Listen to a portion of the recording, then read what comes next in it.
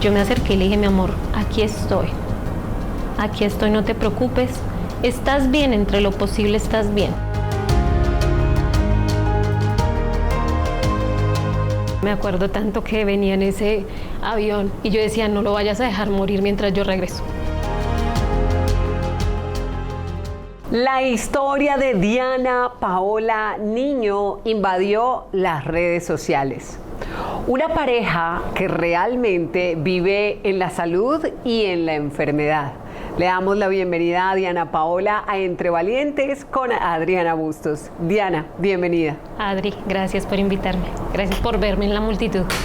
Gracias por estar aquí, gracias por abrirnos tu corazón, porque sabemos que en este episodio nos vas a abrir tu corazón y nos vas a contar esa historia de amor, pero también esa historia de adversidad, la historia de Diana e Iván. ¿Cuándo comienza? Nosotros nos conocimos ya hace 12 años más o menos, y podría decir que un poquito más, pero estábamos en este tema de ser amigos, confidentes, nada relacionado con vernos en un futuro juntos. Y así trasciende la historia de nosotros hasta el año presente. Cuéntame, ¿cuántos hijos tienen? Tenemos 2 niñas, una de 10 años y una de 14 años, nuestros amores. Es decir, que ese hogar se compone por papá, mamá y 2 hijas. El primer gran reto que ustedes viven es tu diagnóstico de cáncer. Así es. ¿Qué recuerdas de ese día, Diana? Miren, yo les puedo decir, mi esposo, no por el lado malo, ha sido catalogado para mí como machista. Las mujeres no estudian, las mujeres no trabajan, sino se dedican al hogar. Pero conmigo llegó el cambio, llegó una perspectiva diferente de qué es una mujer. Y pasamos de eso, de ser amigos a ser una pareja. Y cuando yo tengo que contarle, él no está aquí en Bogotá, él está muy lejos de nosotros, como suele suceder para un militar.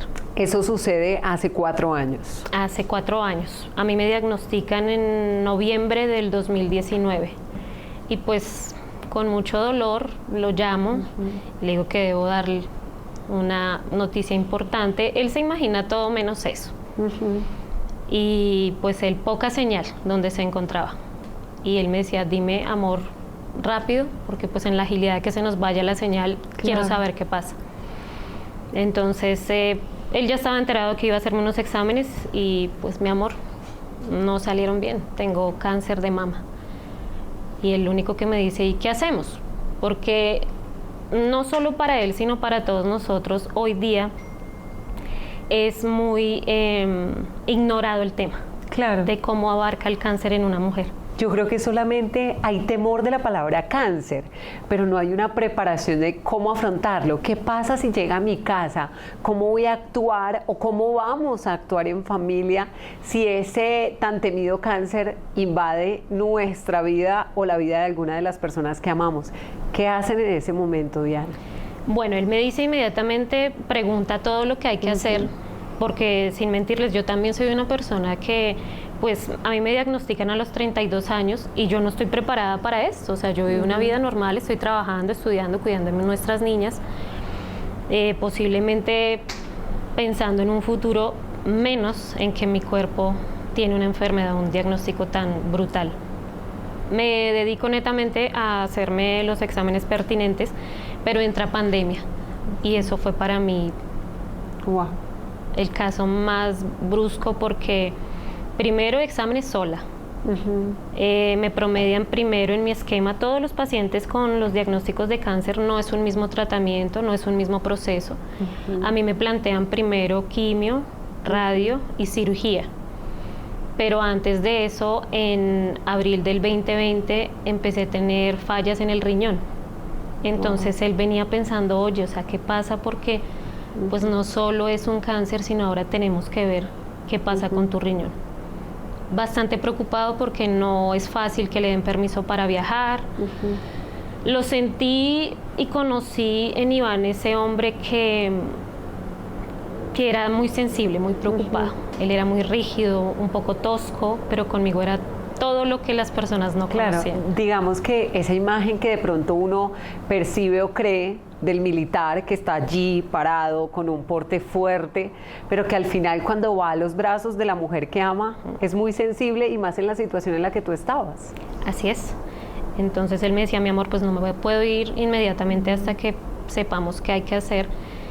Y pues bueno, peor, nos entra pandemia, todos encerrados. Ya no era fácil para él venir a Bogotá. Y pues tuve una insuficiencia renal en el riñón izquierdo y me pusieron un catéter. Entonces mi proceso en cuanto al cáncer quedó ahí, pausado hasta mejorar y subir mis defensas. En esos momentos, ¿cómo hacías, Diana? Porque tu esposo estaba lejos por el tema laboral, pero además habían 2 niñas que en ese tiempo estaban más pequeñas. ¿Cómo hacías? ¿Cómo era tu vida? Bueno, en ese tiempo vivía con mis papás, inclusive con mi hermano. Yo solo tengo un hermano menor. Y si no fuera por la conciencia de mis padres, yo creo que hubiera sido muy complejo. Ellos pasaron a ser papás de mis niñas. Ok, tú te vas con ella, o sea, se iba mi mamá y yo me quedo con las niñas porque pues estaban estudiando desde la virtualidad. Wow. Y viceversa, yo me voy con ella, pero pues los hombres, entra también a mi papá a decir, va mamá, porque yo, pues el tema del seno, el tema de ver mi hija desnuda, el tema de hablar, yo no, ve tú, ayúdala tú y hasta donde se pueda. Y él se quedaba cuidando a las mis niñas. Lo importante también de construir una red de apoyo, porque para estos casos, para estas situaciones, yo creo que es de vital importancia las personas que nos rodean, que están ahí para apoyarnos. Y no solo que nos rodeen y nos quieran, porque puede que tengamos mucha familia, son una familia numerosa, pero si no vamos al tema del entendimiento de cómo nos va a abrazar una enfermedad que no conocemos, a veces es complejo. Cuando yo recibí el diagnóstico después de contarle a mi esposo, yo traía en la mano el resultado de los exámenes, me temblaban las manos, no me había acompañado nadie porque pues no estábamos pensando en esto. Y yo llego a mis papás y les digo, lean, pero tú encuentras en un papel que dice carcinoma ductal, igual que yo. Decía, ¿y eso qué es? Claro. Entonces ya cuando los empapo les digo, tengo cáncer de mama y pues tenemos que empezar a actuar ya. Mi papá lo único que hace es cogerse la cabeza y decir, pues aquí, a mi hija. Y ahí empieza no solo el proceso para mi esposo, mis niñas, sino mis papás. Claro. Y el que tú estabas viviendo, porque adicional es, yo estoy viviendo este proceso, pero ¿cómo acompaño y cómo le doy fe, esperanza, cuando tal vez un diagnóstico de cáncer es un diagnóstico que para muchos significa muerte? Es correcto. Y siempre que hablaba con ellos, porque pues obviamente en el momento en que mi esposo no estaba, los que abrazaban todas mis lágrimas, mis preocupaciones eran mis papás. Cómo abordarlo con mis hijas. Uno escucha cáncer e inmediatamente calvicie, muerte, delgadez. Y pues yo viví un momento bastante erróneo que era adelantarme a los hechos. No sabía ni siquiera que era una quimioterapia, cómo iba a pasar en mí. Y vivía asustada del futuro. Hoy, Diana, ¿qué le diría a una persona que acaba de recibir un diagnóstico de cáncer? Precisamente eso, que no te adelantes a los hechos. Vive tu proceso, el proceso de todos nosotros es diferente. Lo pude notar cuando recibí mi primera sesión de quimioterapia, tantas personas al lado mío, tantas edades. Y lo primero que me levanta a mí es ver los niños que pasan por este diagnóstico. Unos muy valientes porque no tienen ni idea de lo que está pasando en su cuerpo. Están viviendo su niñez. Exacto, en cambio uno que sí conoce medianamente es donde empieza a preocuparse de algo que ni siquiera es verídico. Entonces no te adelantes a los hechos, deja que tu proceso vaya de acuerdo a tu cuerpo. A muchas personas no se nos cae el cabello o no de inmediato. No todos se bajan de peso, no todos tienen los efectos secundarios iguales. Entonces es eso, vive tu proceso, no el que el vecino te contó, el que la prima vivió, el tuyo es diferente a cualquiera.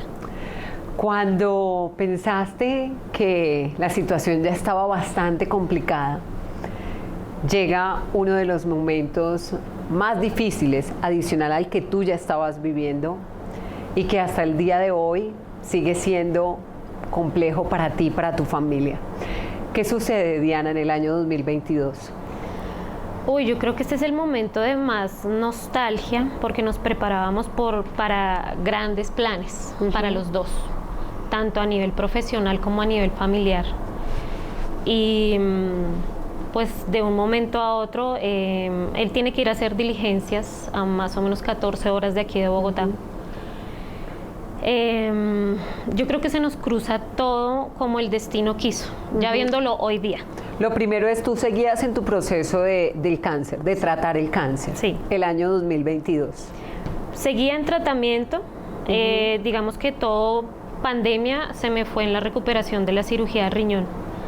2021 empiezo con quimioterapia, él tiene que enfrentar ya ver que mi cabello se va a caer, mi amor, fortaleza, no pasa nada, el cabello es cabello, no pasa absolutamente nada.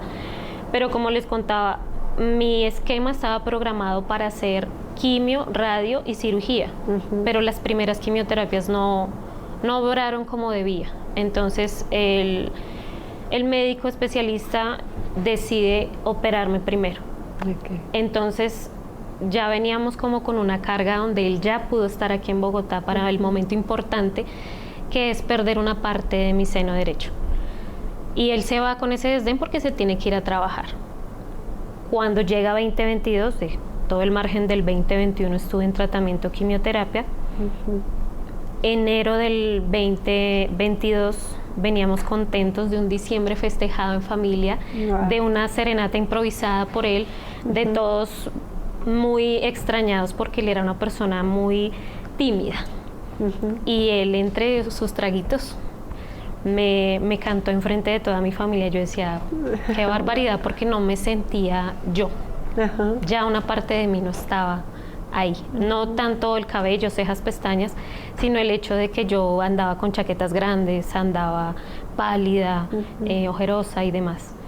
Y él dice, bueno, vieja, me solía decir así, o Diana Pao, como me conocen. Se nos presentaron dos situaciones y se iba a aprovechar ese viaje para muchos propósitos. No nos salió desde el principio ese viaje. No hubo por tiempo en su trabajo y permisos, no hubo transporte terrestre, no hubo aéreo. El caso es que él se me fue un 7 de febrero bastante afanado para su casa con la tranquilidad, con el objetivo de volver rápido, porque él pues no estaba preparado para lo que iba a pasar. Y me llaman a mí a las 7 de la noche de un martes, me acuerdo que era, y me dijeron, Iván se accidentó.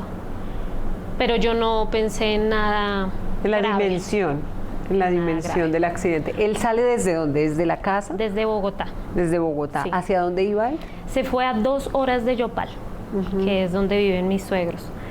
Y ¿qué pues, trámite iba a hacer? Primero iba a visitar, obviamente, a mis suegros, sobre todo a mi suegra, que tenía un tema de salud un poco delicado, y iba a traer un documento importante para formalizar algo que es obvio a estos años, que es casarnos. O sea, ustedes tenían una relación marital de hecho, pero no habían hecho, digamos, ningún proceso legal o un matrimonio civil. No hicimos fiesta, decía él. No hicimos fiesta. Él estaba próximo a un ascenso importante y yo estaba haciendo una especialización y dijimos, ok, en diciembre 2022 es nuestro año. Vamos a celebrar 2 grados y hacemos esto la fiesta del año. Pero viéndolo hoy día, pues el destino no estaba preparado para nosotros así, no estaba escrito ese libro así para nosotros. Yo me acuerdo perfectamente, estaba en clase y me llaman sobre las 7 de la noche una cuñada mía y me dice eso, Iván se accidentó, Pau, mi papá va en la ambulancia con él, hay que esperar que nos dicen. ¿No te dieron más detalles? No. Yo pues obviamente me salgo de clase, intento llamar a mi suegro ya iba en la ambulancia y yo lo único que le decía, suegro, ¿va consciente? Y él me decía, mi chinito, yo lo escucho que respira, no más, pero entre el sonido de la ambulancia y demás, nada de detalles. Tenía que viajar 2 horas desde donde se accidentó hasta una ciudad que era la más cercana, era Yopal. Para que lo atendieran. Y ahí empieza yo le digo nuestra historia porque realmente no lo veo como un proceso, sino como esa parte de la historia que nadie veía venir. La segunda parte de la historia con tu esposo. Difícil. Ya no me llama mi suegro en el hospital, sino me llama mi cuñada y me dice, él viene grave. Y yo me imaginaba un panorama donde lo estaba regañando y diciéndole, oye, qué falta de conciencia, ¿por qué te accidentaste? Quería saber todo. Pero cuando ya me dijeron viene grave, a mí se me olvidó el hecho de regañarlo o de siquiera pensar en por qué. Yo me acuerdo mucho que allá lo estaba esperando un familiar, además de mi cuñada, y yo pedí a mi suegro que me dejara hablar con un médico por teléfono para yo saber qué era la gravedad, porque dentro de mí yo decía, ¿qué es la gravedad? ¿Se fracturó? Y a veces los familiares de pronto no te quieren dar el panorama completo de lo que está sucediendo, o no te lo quieren dar o no saben cómo explicar el panorama de la situación. O es algo pequeño y asumimos que es algo gigante. Entonces ese era lo que yo tenía como temor. Sin embargo, mi suegro yo creo que fue de los que más batalló porque él lo vio de primer momento, que recogerlo, trasladarlo, llevarlo, lo ingresan a UCI inmediatamente y a él le dicen que lo tienen que operar de urgencia sobre las 3 de la mañana. Pero es esa cirugía que te va a dar vida o muerte, no hay más soluciones. Y pues la solución es mi suegro, ¿no? Que primero no estaba esperándolo, porque él no lo llamó y le dijo voy en camino. Y pues pasar de un momento a otro de vida o muerte. Y tener que definir, ¿no? Porque ahí es donde el familiar que está con él es el que tiene que definir. Y pues él se apoya en sus mujeres, le digo yo, en sus hijas, en mi suegra, para tomar esa decisión. No en mí, porque a las 3 de la mañana yo no sabía ni qué tenía que hacer. Claro. Lo operan. Después de que sale de esa cirugía es donde yo puedo hablar con el cirujano, neurocirujano, y me dice, señora Diana, si usted tiene la posibilidad de venir, hágalo lo más pronto posible porque él tiene un 1% de vivir. Dios mío. Y es ahí donde yo digo, o sea, ¿cuál pierna, cuál brazo, cuál dedo, o sea, cuál preguntar? Nada. A las 3 de la mañana yo desde Bogotá pues claramente no me puedo trasladar inmediatamente. Compramos un vuelo el más ágil para la madrugada y tristemente tampoco salió, no se pudo hacer el check-in, perdí un dinero gigante porque Claro, y además Yopal estamos hablando de que no es una ciudad principal. Exacto. Una ciudad que no tiene vuelos de pronto de manera frecuente. Exacto, y que tampoco es económico cuando tú lo pides como una prioridad. Ahí me tienes tú en el aeropuerto perdiendo el vuelo. Yo lo único que hice fue botarme al piso porque pues no dormí desde el momento en que él entra a cirugía, un 1% de vida, y no llegar. Y yo decía, esto no puede ser, porque él me decía, el doctor me quedó en mi cabeza diciéndome, si tú no llegas, posiblemente no te alcances a despedir de él. Llamo a mi familia, ayúdenme por favor, porque ya no tenía el dinero en el bolsillo, ya había sido bastante costoso el anterior. Ayúdenme a comprar otro vuelo, yo necesito viajar. Me ayudaron, conseguimos un vuelo ese mismo día para la 1 de la tarde, o sea, sufrí toda la noche y hasta la 1 de la tarde. Y llego al hospital tal cual, inconscientemente yo le alisté una pijama, ropa interior, con el ánimo de las cosas no van a ser así. No, Dios, o sea, por favor, dime que esto no nos pasó a nosotros. Y llego directamente al hospital, saludo a mi cuñada, literalmente le lanzo la maleta que traigo y me dice aquí, hacia allá, indicaciones. Y yo creo que el panorama más brusco que veo yo es cuando veo a mi suegra en un pasillo al lado de una puerta tirada en el piso. Y yo me imaginé lo peor, dije, no alcancé a llegar. Pero pues ella me decía, no me lo dejan ver, ya no me lo dejan ver. Pidieron permiso para que yo ingresara y todavía estábamos en picos de pandemia, tuve que ponerme el disfraz, le digo yo, todo el tema de precaución, y en mi mente yo decía, pero ¿cómo me va a reconocer? Claro. Si tengo un uniforme blanco, bata, guantes, tapabocas, gorro, y yo, bueno, entro y en los hospitales en donde el clima es cálido, no es como lo solemos ver aquí.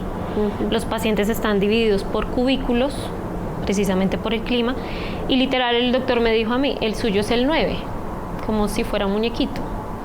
Y yo alzo la mirada y yo digo, no voy a poder, porque ya esa persona que estaba ahí acostada no era mi Iván. Venía con cuánto cable tuvo, te imaginas, encima de su cuerpo, estaba desnudo, y más allá de eso parecía que tuviera 2 cabezas. Entonces el médico, al ver que yo no di 2 pasos, él me dijo, si no puede, tranquila. Y yo le dije, explíqueme primero qué pasó para yo poder... Claro, que allí sí tú podías hablar con el médico, entender la situación, tener el panorama médico de lo que estaba viviendo tu esposo. Tal vez, yo creo que uno lo último que pierde en estos casos es la esperanza, pero por lo menos el panorama claro prepara el corazón de alguna forma. Yo quería más que todo saber si lo podía tocar, porque él estaba amarradito de brazos y piernas. Y tenía un dren en su cabecita que, Dios, yo lo veía de lejos y yo decía, no puede ser, él no es. Pero pues tomé fortaleza porque él me decía, vuelvo y le indico, le voy a explicar de una manera que usted me entienda.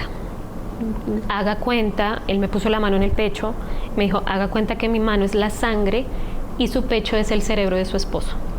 La sangre lo está oprimiendo y no hay oxígeno que llegue ni a su cuerpo ni a su cerebro. Por eso puede fallecer en cualquier momento. Él respira un poco, su corazón late, él está luchando, pero puede pasar todos los infartos, un derrame cerebral, una muerte cerebral, y lo perdemos. Ahí ya dejo de perder el tiempo y me paso directamente a saludarlo. O sea, eso te llena de fuerza para aprovechar los minutos que tenías con él. Exacto. Porque el panorama era que en cualquier momento tu esposo podía morir. Así es, entonces pues tomo fuerza, mis piernas me temblaban muchísimo. Y él me decía, aproveche los minutos porque efectivamente en UCI no es como que tú estés todo el tiempo que quieras. Me acerco a él, impactada de verlo. Él tenía una sonda orogástrica para su alimentación, tenía un respirador artificial. Vuelvo y digo, cables como cuantos ustedes se imaginen. Y lo más impactante es que ese respirador hacía la tarea de inflar, desinflar. Entonces mi esposito se veía su barriguita arriba, abajo, y ya, ojos cerraditos, uno entreabierto. Y lo único que yo hago, pues aprovechar el tiempo, me acerco a él, bajo la baranda, a mí nadie me iba a decir nada. Yo me acerqué y le dije, mi amor, aquí estoy, no te preocupes, estás bien, entre lo posible estás bien, estás completo. Si me estás escuchando, yo no vine a despedirme de ti. Tú no me dejaste cuando yo te necesité y necesito que te levantes de ahí. Pero si tú estás sufriendo, mi amor, déjate ir. No luches. Porque yo sabía que las secuelas que él iba a tener iban a ser irreversibles. Y de pronto desde ese punto me planteé que el futuro de nosotros ya no iba a ser igual. El amorcito movía un dedito.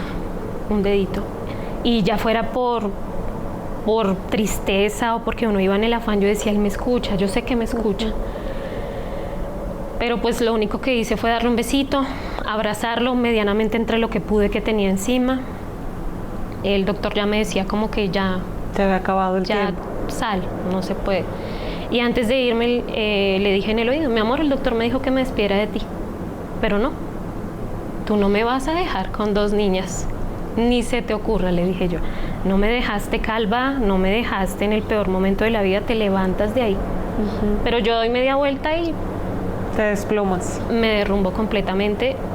Y ahí es cuando pues escucho todo el tema médico frente a la salud de él, las secuelas, y tengo que salir a contarle a mis suegros, o a mi suegra, los familiares que estaban fuera del hospital. Eso fue lo más complejo. Pasar el nudo en la garganta y decirles, si todos pueden despedirse de él, despídense. Y mi suegra se desploma completamente al piso, gritaba, mi muchacho no. Y pues yo me hice a un lado y yo lloraba porque pues yo estaba sin mis papás. Claro. O sea, pues obviamente la familia de mi esposo, pero no alguien que yo pudiera lanzarme y decirles, ayúdenme. Claro. Y además yo siento que también uno piensa mucho en sus hijos. Yo estoy viviendo mi dolor, pero el dolor de mis hijos, ¿cómo le voy a contar a mis hijos de esta situación? Mientras tanto, ¿tus niñas con quién estaban? ¿Con tus papás? Estaban con mis papás y precisamente eso era lo que me retumbaba en la cabeza. ¿Cómo le digo a 2 niñas que posiblemente no vamos a regresar con papá? que posiblemente voy a regresar yo sola. Y paradójicamente mi esposo se accidenta un 7 de febrero, mi niña menor cumple el 20 de febrero y mi niña mayor el 23 de febrero. Me dicen aquí en la UCI hasta que o muera o muestre que él puede vivir. Ahí quedó en la UCI todo lo que ustedes no se imaginan hasta llegar a la fecha del cumpleaños de mis niñas. Yo pues me quedo en la casa de una de mis cuñadas con temor a todo porque soy esa citadina que le tiene miedo a un zancudo, le tiene miedo a la oscuridad, a un sonido y ya no estaba. No pude dormir, nunca pude volver a dormir igual. El que te protegía no estaba. Necesitaba protección en ese momento. Exacto.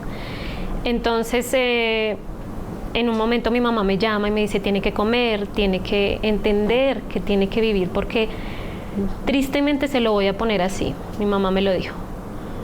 Él ya vivió, él conoció el amor, él bailó, gritó, estuvo triste, vivió 30 años, pero hay 2 niñas que vienen hasta ahora empezando a vivir. Y necesitan a su mamá si papá no va a estar. Exacto, entonces ella me dijo, viene el cumpleaños de ellas, no sé qué va a hacer, pero necesito que esté presente aquí. Porque si él llega a fallecer y viene y se convierte en entre celebrar la vida y despedirlo en muerte, ¿usted cómo va a hacer? Tomo la decisión con el corazón en la mano. Me acuerdo tanto que venía en ese avión y yo decía, no lo vayas a dejar morir mientras yo regreso, por favor. Te viniste a celebrar el cumpleaños de tus niñas. Y me vine a celebrar el cumpleaños de las 2. Yo me acuerdo que era una celebración sorpresa y todos estaban a la espera, obviamente, de cómo iba a llegar yo, de cómo iba a afrontar el hecho de venir a celebrar cuando yo venía muerta en vida. El caso fue que llegué, todos, mi familia es un amor, yo no tengo queja alguna de ellos. Todos ya habían puesto bombas, les habían comprado regalos. Todos me saludaron como hola y ya, no vamos a tocar el tema porque...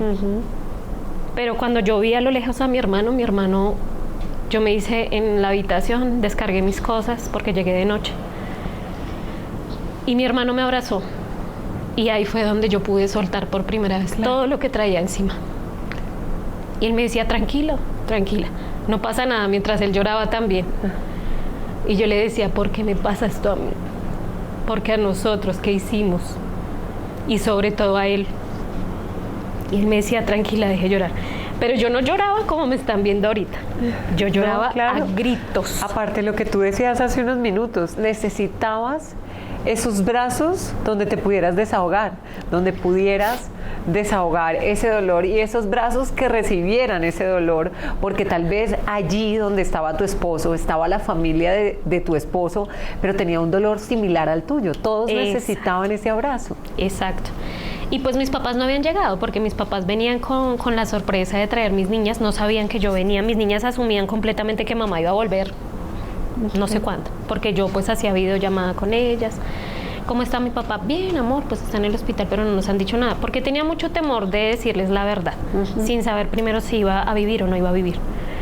Ya llegan mis niñas y mi niña pequeña es una ternura. Ella saltaba feliz, yo puse un video de esos en las redes sociales, porque ella me abraza, mami, no puedo creer que hayas venido, mi hija también, lloramos de felicidad, pero mi niña menor voltea a mirar atrás como, ¿y mi papá? Entonces es donde yo digo, yo miraba a mi hermano y entre todos le decían como, ahorita no va a venir, pero vamos a disfrutar y como a distraerlas con celebrar algo que pues yo no podía celebrar. Me quedé con ellas 2 días. El afán no me dejó, me devolví para la UCI. Mi esposo estuvo en la UCI hasta el mes de marzo. Él tiene un coma inducido porque pues dejarlo vivir y sentir tanto dolor no era lo más grato. Y ya, estar en la UCI es que todos seamos un alma en pena, porque no sabemos si salimos y a los minutos falleció. Claro. Es como estar de manera constante esperando una mala noticia, porque cuando hay alguien en UCI, prácticamente que también uno siente que hay muy poca esperanza, aunque como lo decía hace unos minutos, uno de familiar siempre guarda una esperanza en el fondo, aunque el panorama sea muy difícil, pero el estar allí en la UCI, sin duda alguna, es uno de los momentos más difíciles para una familia. Es Diana Paola Niño contándonos la historia del accidente de su esposo. Diana, vuelve a tu casa un nuevo ser humano, un nuevo Iván. Yo siento que has tenido la oportunidad de vivir a tu esposo un tiempo y ahora, después del accidente, otro tiempo donde tal vez lo disfrutas más en casa, pero en un panorama que nunca te imaginaste. Sí, es algo que nadie quiere vivir. Es algo que nadie no quiere, es alguien que no quiere ver ese proceso. Mi esposo se esforzó siempre por respirar, todo el tiempo por respirar. Y cuando llega a casa, después de haber estado en una IPS de crónicos y paliativos, llega a casa y yo no tengo ninguna experiencia, ¿no? O sea, tú no te vas a preparar para cambiar el pañal a un adulto. Claro. Pero él llega y obviamente él llega sin luces en sus ojos, no se mueve, no sostiene la cabeza. Y viene todo lo que hasta el día de hoy hemos logrado. Él levanta la cabeza por primera vez por ver las niñas correr, pasar de un lado para otro. Wow. Y ahí es cuando yo digo, oigan, qué bonito, voy a empezarlo a grabar. Porque yo no lo veo como un testimonio, yo lo veo como un milagro. A nosotros lo que nos pasó fue un milagro. Y él es un milagro de vida y siempre le digo y me acerco y le digo, tú eres mi pedacito de cielo, porque tú fuiste y Diosito dijo, no, todavía no, quédate ahí. Y lo tengo acá. Mi esposo, pues el diagnóstico es crónico vegetativo porque no tiene garantía de recuperación, y vegetativo porque no tiene conexión entre mente y cuerpo. No hay un control motor, no hay un control de lenguaje, no hay nada. ¿Cómo viven tus hijas la llegada de papá en estas condiciones? Primero con temor. A mí me dieron permiso de que lo visitaran en la IPS de crónicos y paliativos y creo que fue más impactante verlo allá que llegar a casa. Porque ahí está sentado, está solito, está girado hacia un lado sin un mínimo de querer vivir. Pero cuando llega a casa, la felicidad para mí y el orgullo es que ellas, entre la edad que tienen, son las personas más conscientes que yo conozco. Claro, lloran, claro que sí, pero las dos se acercan a abrazarlo inmediatamente, porque a él le retiran la traqueostomía, que era algo que nos hacía como nosotros no lo queremos lastimar. Cuando le quitan eso, para nosotros lo podemos abrazar con libertad. Contacto. Y nada, las niñas me empiezan a preguntar, ¿qué podemos hacer? ¿Qué hay que hacer, mamá? ¿De dónde lo tocamos? ¿De dónde lo movemos? ¿Cómo te ayudo? Y se convierten en las enfermeras de cabecera de él. Un equipo en casa. Somos un equipo, definitivamente. Actualmente nosotros no vivimos con nuestros papás. Bueno, yo digo nuestros porque son parte de mis hijas también. Mis papás no viven conmigo, viven cerca, pero por comodidad de pasar de un segundo piso a un primero, porque es complejísimo alzarlo en una silla de ruedas, vivimos en el primero. Entonces ahí es donde yo les digo, nosotras somos 3 enfermeras, claro, y el caballero más consentido de la vida. A estas alturas mi esposo no ha tenido grandes avances cognitivos, pero sonríe, y ver la sonrisa en él. ¿Tú sientes que él las identifica, que él las escucha, que él las siente? Yo por lo menos sé que en su cabecita dice, son personas que no me van a hacer daño, me protegen. Es más, a veces pienso de manera coloquial que él dice, ¿por qué me dan tantos besos? Ya no más.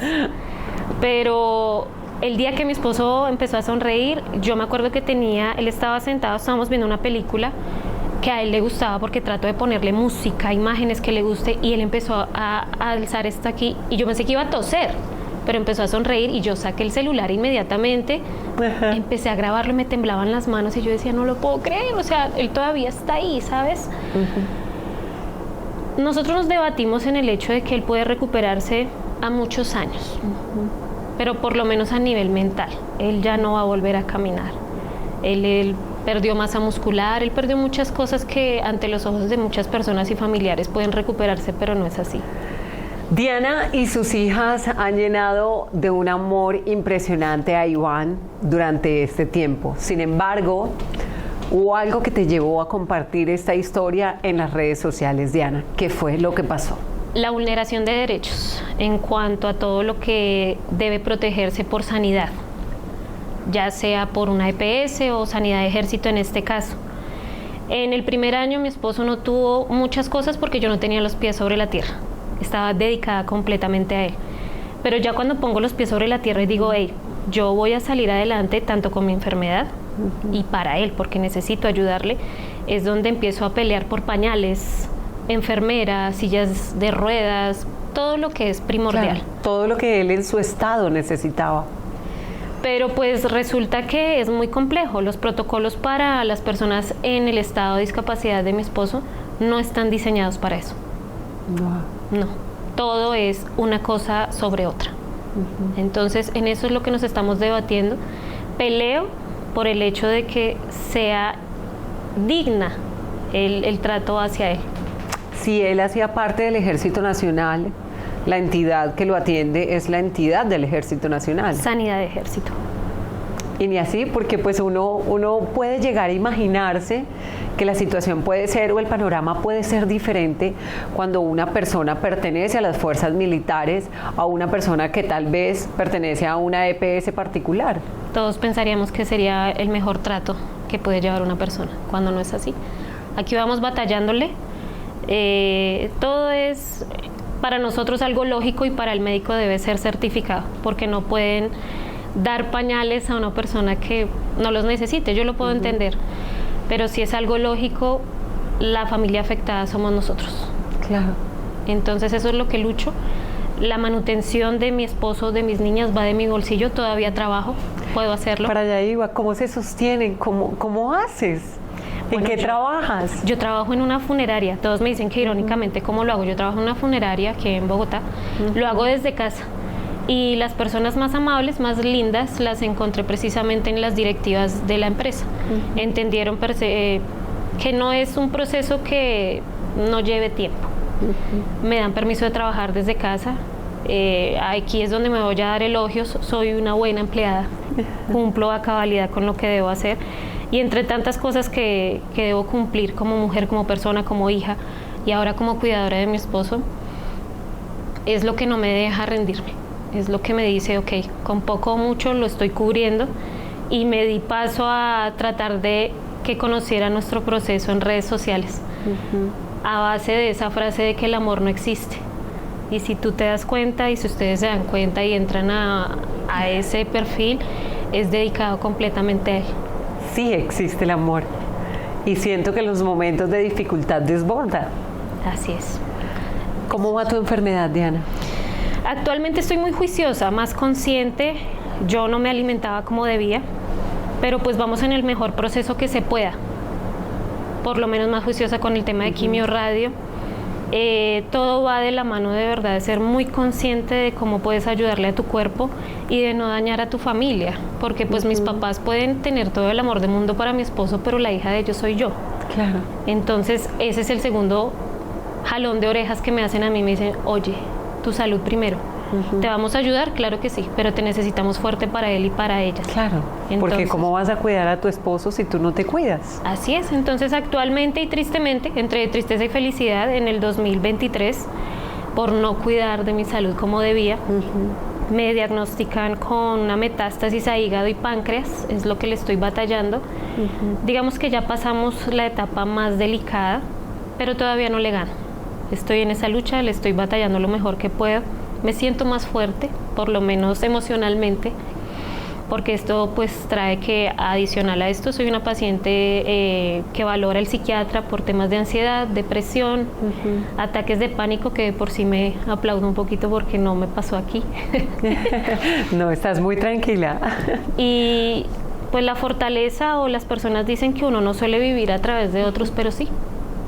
La voluntad de que él viva es la que me ha transmitido a mí el hecho de vivir yo, de querer vivir yo, de no perderme los 15 años de mi hija, de no perderme medallas porque son excelentes estudiantes, de que él se goce el hecho de que crió 2 niñas excelentes y de que si estuvo para mí en momentos tan vitales para mí, pues lo voy a acompañar hasta que la voluntad de Dios lo permita.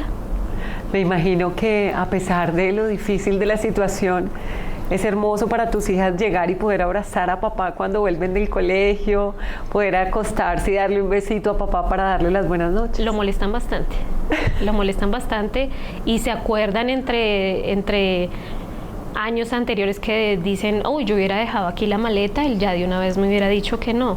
Y qué bonito que él sembró algo en ellas que uno diría con el tiempo se olvidó, pero no, ahí quedó. Lo consienten mucho, le leen, le cantan, le hacen bromas, todo lo que se puede para que él esté aquí, para que no se vaya. Diana, ¿cómo te imaginas tu vida en un futuro? ¿Cuál es el sueño más grande que tienes? Bueno, yo el sueño más grande que tengo, primero que todo, es que él llegue a hablar. Si me lo preguntas a nivel de mi esposo, lo que yo más le pido a él y le digo todos los días, mi amor, habla para que tú puedas ser un poco más autónomo. Hoy día puedo hablar cosas que antes me hacían sufrir demasiado, como el hecho de pensar que de pronto yo no voy a estar cuando él diga una palabra, cuando él avance un poco más a nivel cognitivo. Porque pues siempre les digo, no tenemos garantía de vida nadie sabe si mañana va a amanecer o no. Pero el hecho de vivir el ahora es lo que me mantiene viva con él. Y mi sueño más grande es que nosotras tres, que tanto lo hemos anhelado, es que él hable y que si en algún momento él tiene una chispa de conciencia que tanto le hemos pedido a Dios, él no se deje ir por cómo vea su cuerpo, por cómo vea que las cosas pasaron, porque posiblemente para él la vida se pausó. Para él quedó ahí en ese 7 de febrero. Y nosotros somos los que hemos tenido que ver todo lo que ha traído el proceso. Y parte de eso es lo que en los videos que ustedes ven, yo le narro. Mi amor, hicimos esto. ¿Quisieras en algún momento poder mostrarle esos videos y que él pueda entender lo que vivió? Es así.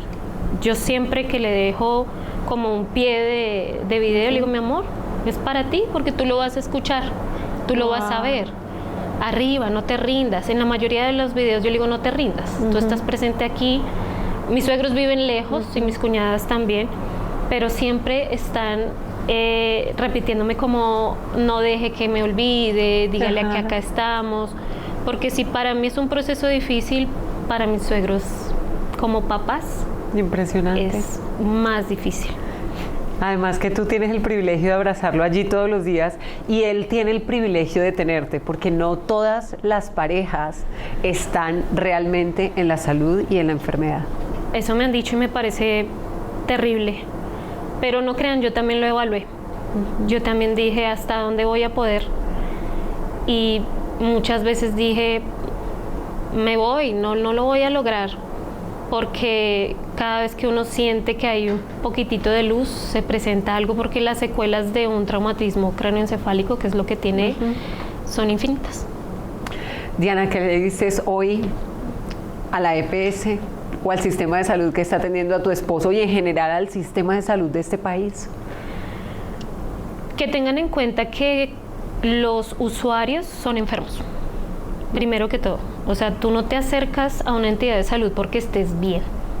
Vas porque tienes temor a que ya tienes alguna falencia de salud o porque estás enfermo. Pero en específico para los pacientes que son crónicos, el llamado es para que sean más empáticos, para que sean más lógicos y para que eviten hacer tantos protocolos, por lo menos para una entrega de pañales, que es indispensable en nuestro caso. Y para que entiendan que hay personas que trabajan por vocación y otros por necesidad. Posiblemente a nosotros nos tocó todos los de necesidad. No tienen paciencia, no les importa, no hay empatía. Entonces el llamado primero, que sean justos con el trato hacia mi esposo, justos en cuanto a sus necesidades, porque soy mamá, soy una persona que trata de salir a flote literalmente dándole arañazos a la vida, y las entidades de salud están acostumbradas a que los pacientes así son de alto costo. Somos una piedra en el zapato para la ciudad, para el gobierno. Me encanta lo que tú dices referente a Si yo me acerco a una entidad de salud, no es porque sea un cliente, soy un paciente que necesita atención, que necesita un buen servicio. Y tal vez muchos de nuestros oyentes o televidentes están viviendo esta situación y les animamos para que compartan aquí su historia, sus denuncias, y para que entre todos podamos apoyarnos, así como hemos podido apoyar a Diana Pau. Muy seguramente vamos a respaldar a todas estas personas que están atravesando por estos momentos de dificultad. Hoy exaltamos tu labor como esposa, Diana, como mamá, como cuidadora, como esa mujer que, a pesar de vivir su propia adversidad, ha dejado a un lado su misma vida para cuidar la vida de su esposo. Gracias por esa labor tan bonita y por esa enseñanza que hoy nos dejas en Entre Valientes. Gracias, Adri. Gracias a ti. Ella es Diana Paola Niño y estuvo con nosotros en Entre Valientes con Adriana Bustos.